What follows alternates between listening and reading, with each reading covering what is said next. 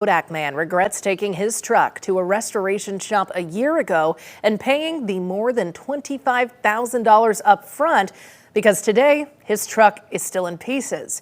Consumer investigator Don Dare says court records show the shop owner has a history of failing to finish his work. Don. That's right, Elena. He's been sued a number of times over the last few years and twice this year. The most recent cases were filed by Jeff Ratliff, who wanted his 70-year-old truck renovated with modern aftermarket upgrades. To have that done, Mr. Ratliff was told by the shop owner he had to pay for the parts and labor in advance. If you have a classic 1956 Ford F100, what you want to do, soup it up? Yes, I did. I wanted to put a new engine in it, transmission, tilt steering wheel, new front end. But look at this. The new front end, transmission, and high-performance engine for Jeff Ratliff's truck were never installed.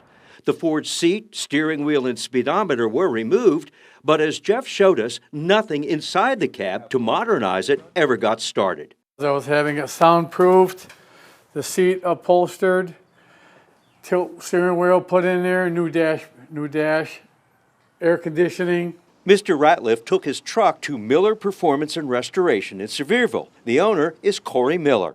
Jeff wanted the 70-year-old truck more modern so he could drive it every day at regular highway speed. He did make one change. Jeff paid extra for a high-performance Coyote engine like this one. He wrote his first check to Miller of more than $7,000 for parts in April of last year. 1 month later, Miller received nearly $6,000 for the engine.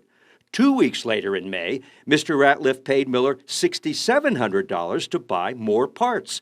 Finally, in June, $5,000 was paid for labor. None of it ever got done, other than taking it apart.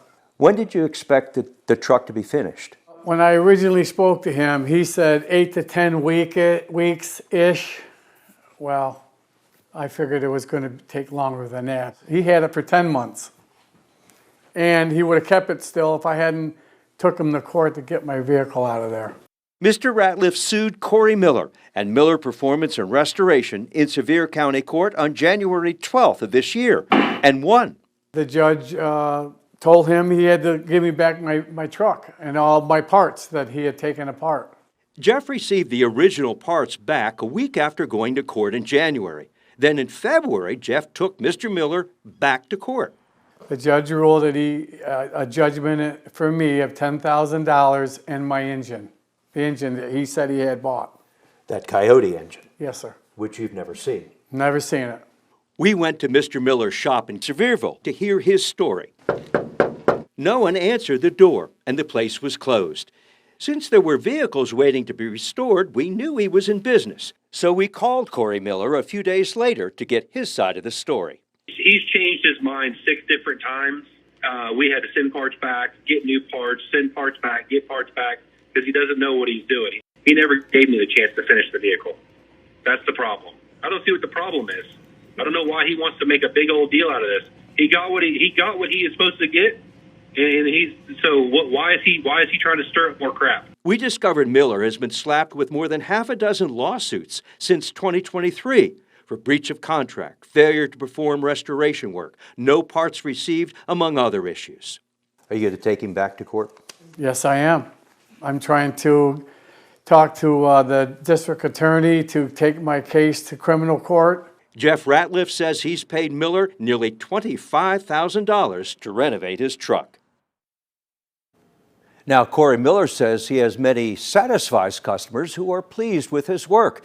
And he told us he's done nothing wrong in his dealings with Jeff Ratliff, claiming he wanted to finish the truck and had the parts to do it. Mr. Ratliff told us that he asked Mr. Miller if he could see the parts, but says that Mr. Miller came up with excuses why he couldn't show them to him. As you heard Mr. Ratliff say, he plans to take the information to the Sevier County Sheriff's Department for possible criminal charges against Corey Miller. And we'll see what happens, Elena.